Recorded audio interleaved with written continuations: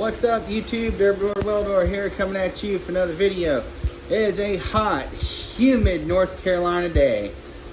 And by popular request, I'm going to give y'all a little tour of my shop here. It ain't much, but y'all been asking for a tour, updated tour of the shop, so here we go. Here in the shop, got El Harbo Freight drill press. This is 3/4 horsepower. Nothing special. A drill press, good drill press, doesn't cost a lot. Bench grinder. I need a bigger one, but this is really just a tungsten sharpener. My press brake, my homemade press brake, I made a video about it, so go check out that video. You know, could go on about it all day. What I did here at the wooden section of the shop, I just stuck a bunch of screws in the wall and mounted all my regular daily use hand tools and stuff like that up on the wall. So, you know, it's just easier to find, you know, like the little frickin' razor scrapers for gaskets and, you know, tools like that for just taking something apart real quick and cleaning it, the razor scraper gasket, you know, little stuff like that. It just makes life a little easier to find all that stuff. I have a metal lathe that I don't have tooling for, so it's just kind of sitting here. It's not a priority to get running again. The welding tables, these are the welding tables that come from Northern Tools. So people have asked about them before. I'll probably put a link in the description for these. People have been looking for them. So I got 2 of them. Definitely, they're when I bought them, they weren't that much, but that was pre-inflation, so we'll see what they are now. Sheet brake, Harbor Freight, again. Lots of Harbor Freight. Nothing wrong with certain stuff from Harbor Freight. A fuel tank I'm working on here. Doing some modifications to it. I'm stepping on TIG stuff here. Weld Pro TIG machine, did a review on it. It's over here, it's already being put to use. That was hard right there doing that inside, but I did it. It's all sealed, shouldn't leak. And that's gonna go right here on that. I just ain't gotten to it. There's a project for one of my friends at Civil Air Patrol, so I already told him his stuff's kind of on the back burner. Got this grappler project, needs some work. You can see right there, it's wavy right there. And the ear's broken off, so I'm going to use the plasma table to make new ones. That's all tweaked out like that, you know, simple stuff. I got the Evolution, which one is this? There it is, multi-material cutting saw R255. Sliding, it's not a chop saw. I want to make that clear, it's not a chop saw. This is a sliding compound miter saw that cuts steel. It is on a miter saw stand with all the bells and whistles. Like, look, you can take this thing right here and you can slide it out. It has a stop. I got this thing on Black Friday sale last year for like 80 bucks. The stand itself, not the saw. The saw was about $300. And it's worth it. The saw is totally worth it. Evolution makes some really good stuff. See, there's my Evolution steel cutting saw. Then I have a regular Porter cable with the aluminum cutting blade on it, just for if I got to cut some aluminum. Have a Sawzall with some Sawzall blades because, you know, every once in a while you need a Sawzall for whatever reason. And, you know, a portaband because same thing. Sometimes you just need a portaband. Angle grinders that hang up over there. Work light hanging there. Have a Hitachi angle grinder because somebody gave it to me. You know, free tools, free tool. I ain't gonna say no. But yeah, this thing's the bomb right here because it's a full. It does everything a miter saw does, and it cuts steel, and it miters, you know, each way, and all the measurements on here are perfect. So if you gotta cut, you know, a couple 6-inch pieces, you ain't even gotta grab a tape measure. You just run it right to here, boom, zing, zing, zing. You know, use those carbide tooth blades, not that nasty abrasive chop saw type blades. Makes nice clean cuts. You can see I've been cutting some aluminum. It'll cut aluminum. Basically any kind of metal or wood or plastic, it'll cut it. So it's a super awesome saw to have. It definitely beats an abrasive chop saw. In here I have, I hang all my clamps right there. And some more clamps over there. I got ladders.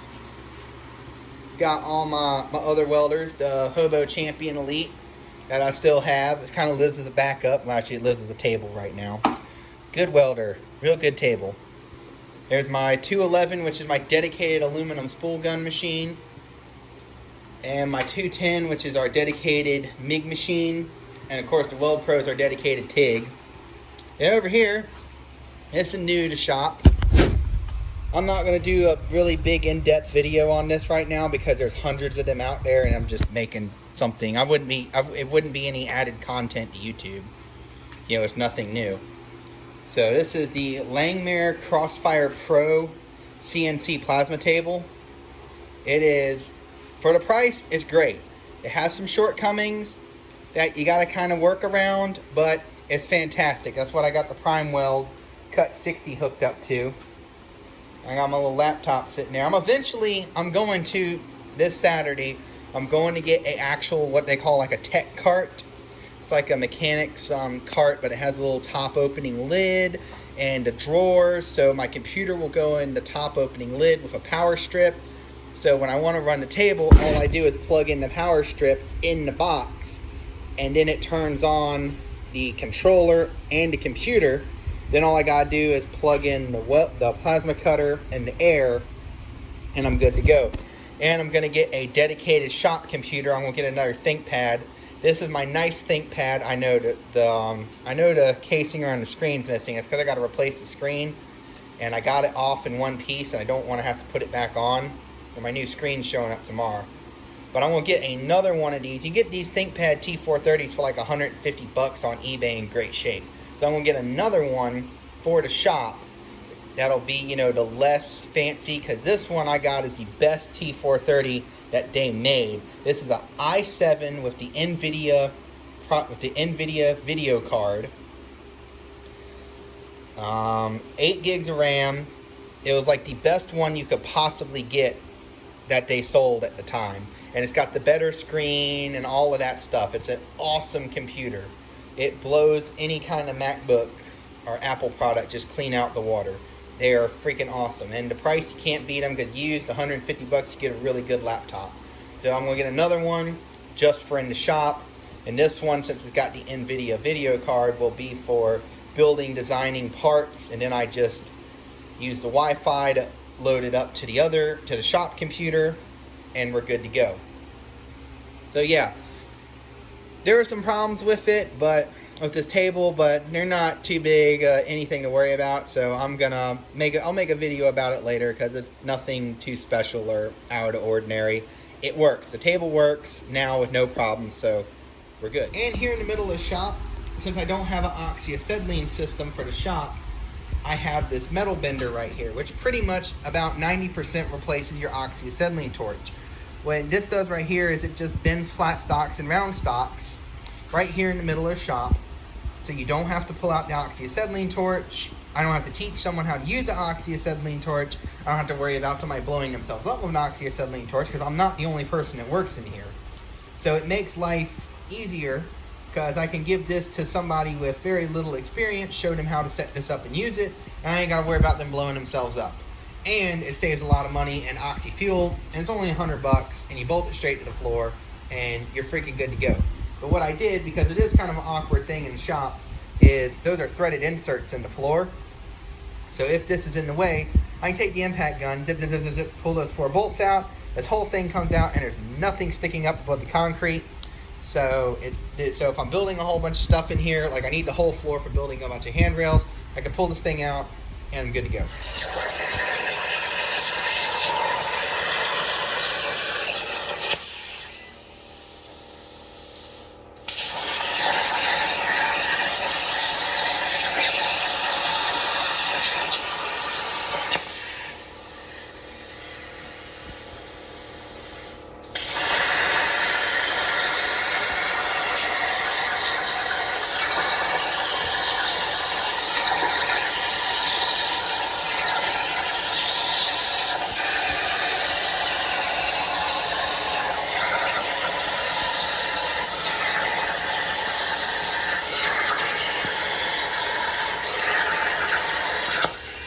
There we go, guys. Look at that. Considering I only put the table together 2 days ago, I've already got this thing cutting to where I pulled this out and those just stayed there sitting there on the table.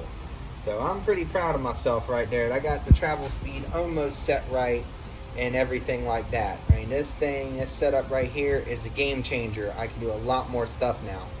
These are all prototypes. Doing a lot of free cuts for customers, you know, little small cuts like this. Just I can get my feet wet and figure out the program and everything like that. So if I make one and it's not entirely perfect, whatever, you know, it doesn't cost me anything, doesn't cost him anything. It's not really even costing me anything because I'm learning how to do it correctly. So in the long run, it's, you know, I'm gonna make more money in the long run. And this is all for customers that I already do a lot of work for. They're sending me stuff to day one as prototypes. And then, you know, we do a few prototypes and we go, okay, what do we really want? We want something big. Okay, now we're going to get in. Now I'm going to start charging you. We're going to do some good sheets and, you know, things like that. But these are just small prototypes to get, you know, just to show them what we're capable of doing. And I don't have the world's largest air compressor, but this 21, I believe it's a 21-gallon air compressor from Harbor Freight, does just fine. And I got my little air dryer water separator thing up there. You know, I'm going to put a bigger unit actually with the plasma cutter itself and an auxiliary tank at the plasma cutter to help take some stress off of this, but not really the tyranny of the urgent. It works like it's supposed to. These are all modifications for later. In here I got my hordes of oil because I'm an oil hoarder, and I got my piles and piles of parts for my 70s Ford trucks. And I got, this is what I'm using for the water. In the water table, I'm using washing soda and borax. Mix those two together and it changes the pH and makes it to where it won't rust. And it makes it to where bugs are less likely to make a nest in there and stuff like that. Then over here we got our wire collection.